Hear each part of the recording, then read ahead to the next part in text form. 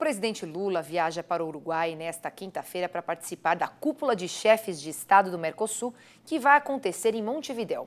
O governo brasileiro espera finalizar o acordo de livre comércio do Mercosul com o bloco europeu, mas a ausência da presidência da Comissão, a presidente, da Comissão Europeia, Ursula von der Leyen, no encontro, aumenta as incertezas sobre a possibilidade de assinatura do tratado em negociação há mais de 20 anos. E para isso, eu converso agora com o Leonardo Munhoz, advogado e pesquisador do Observatório de Bioeconomia da FGV. Boa noite, Leonardo. Muito obrigada aqui pela sua participação. Boa noite a todos. É um prazer estar aqui. Olha, como nós vimos nos últimos dias, a gente teve uma manifestação intensa na França contra o acordo comercial da União Europeia com o Mercosul, além de uma série que a gente está vivenciando aqui de boicotes de produtos do bloco, inclusive o mais recente do grupo Carrefour. Qual que é a força dessas manifestações diante desse acordo que está prestes a sair?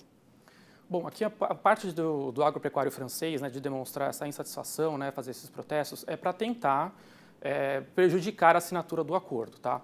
Mas assim, se a gente vai ter que ver se vai ter resultado ou não, é porque é um setor dentro de um país da União Europeia e tem que ver o restante do bloco. Aqui o bloco está dividido, tem uma pressão muito grande pela Alemanha para formalização do acordo. Então a gente tem que ver até que ponto esses agricultores vão conseguir segurar a assinatura do tratado. Agora me fala uma coisa, Leonardo, qual que de fato, o que falta para esse acordo sair do papel e o quanto a França ela é relevante na União Europeia quando a gente está falando dos nossos produtos? É um percentual bem baixo, que eles importam.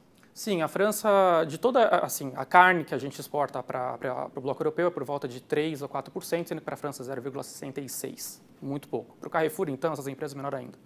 Tá? O que fica aqui na dúvida é o seguinte, o que falta para assinar esse acordo? Esse acordo já tem um texto base que já está praticamente finalizado. Aqui o que está pegando são as questões ambientais. Tá? Você já tem um capítulo ambiental no acordo que foi negociado. O que se discute aqui, que por parte da França, é um adendo, um extra, para colocar mais critérios ambientais. Mas o ponto aqui que se levanta é o seguinte, o Brasil já tem um ordenamento jurídico, já cumpre muitas normas ambientais, inclusive por sua própria obrigação legal, coisa que os produtores franceses não fazem. Então, assim, no fundo, eles estão usando a pauta ambiental para proteger um pouquinho o mercado deles, que seria protecionismo. Está travestindo um pouco o que é realmente o que eles estão ali tentando proteger, na verdade. Exatamente. Está atacando no que a gente é, inclusive, mais forte, a gente vai falar a respeito disso. A União Europeia ela é um mercado muito importante, mas vale lembrar, inclusive, que outros países, como a China, eles importam muito mais os nossos produtos, é um grande player, a China, inclusive, mais inclusive do que a própria União Europeia. O Mercosul perde muito, no caso que não haja esse acordo, ou a gente está falando assim de que qualquer perda é válida aqui e é melhor evitar?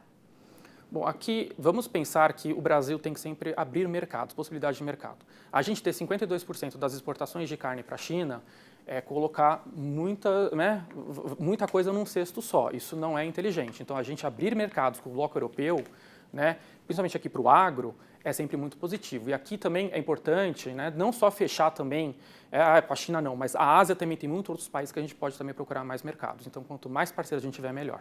E o que eles falam, que nós não temos normas ambientais, que eles ficam querendo sempre deixar aí implícito? Isso não é verdade, E no Brasil, as áreas, inclusive legalmente protegidas em propriedades privadas, estão majoritariamente previstas no Código Florestal. Então, o produtor brasileiro, quando analisamos a lei, ele já protege muito mais do que o produtor europeu, não é verdade?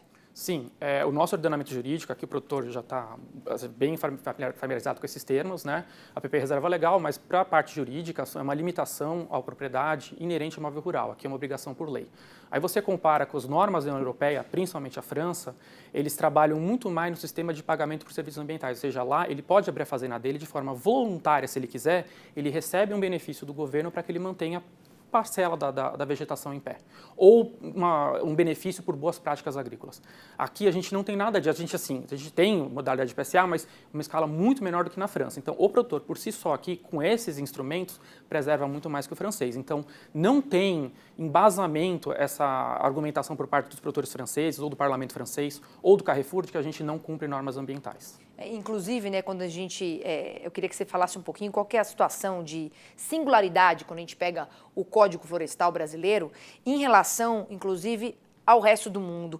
Quais são as principais diferenças e semelhanças? Eu sei que são muitas, mas gostaria que você colocasse algumas aqui como prioridade para explicar para os nossos telespectadores. Bom, aqui o ponto de destaque, já faz um certo tempo que a gente sabe disso, é o instrumento da PP Reserva Legal, como essa obrigação por lei. Outros países não seguem essa prática, eles seguem a maioria pagamento por serviços ambientais, então tudo que eles querem preservar, eles pagam por isso. Tá? Mas aqui a gente detecta outros países que repetem mais ou menos a nossa legislação, como Angola, ela tem a PP Reserva Legal também. Um ponto aqui de destaque, que a gente veio agora no estudo da GVAgro e do observatório que a gente acabou identificando, é o seguinte: o programa de regularização ambiental do Brasil, né, de reparação florestal dos passivos florestais. Esse, de fato, é único no mundo. É o único país que tem um processo de regularização ambiental previsto em lei, com segurança jurídica, num processo que vai fazer parte de um processo administrativo. Outros países não têm isso. Por exemplo, na China, eles têm um grande programa de reparação florestal, mas é pago. Angola tem a PPT Reserva Legal, mas não tem programa de regularização ambiental. Então, o Brasil, no contexto geral, ele tem um ordenamento muito mais completo, não só para a preservação, como para a reparação ambiental. Agora, o Brasil, né, ele foi o primeiro país no mundo a colocar o direito ao meio ambiente devidamente equilibrado em nível constitucional, com o artigo 225 da Constituição de 1988. Dá para a gente afirmar aqui, então, que nós somos os pioneiros quando a gente fala em preservação. Aqui nós temos, Leonardo, uma compreensão da função social da propriedade? Sim, aqui o Brasil, ele inovou do ponto de vista constitucional, ele foi o primeiro país a colocar o meio ambiente preservado como direito constitucional, foi a primeira Constituição do mundo a fazer isso. Outros países vieram a seguir isso posteriormente, outros não conseguiram fazer isso até hoje. Tá, isso possibilitou a gente criar um ordenamento muito robusto e ligar esse conceito de meio ambiente equilibrado, constitucional, ao direito de propriedade no Brasil. Então a gente tem aqui não só o direito de preservação e direito de propriedade, mas assim, a função social da propriedade. Isso justifica a criação dessas leis que nós temos hoje. Por isso que a gente tem o Código Florestal como ele é, e outros países não conseguem repetir esse ordenamento. Eles não têm uma previsão constitucional dessa preservação, ou não têm esse entendimento da função socioambiental do imóvel. Olha, foi um prazer recebê-lo aqui, agradecer seus esclarecimentos, porque é muito importante a gente afinar a nossa comunicação, comunicar de forma clara e, claro, sempre, né, com esse calço do direito. Então, nada melhor do que ter um advogado. Eu já vi você em outros aqui programas da casa. Vamos precisar muito de você para a gente poder fazer sempre esses esclarecimentos aqui, melhorar cada vez mais a comunicação, porque a gente precisa, sim, nos comunicarmos, então, melhor e amplificar essa voz para que todo mundo entenda que a gente já está fazendo direito. Obrigada.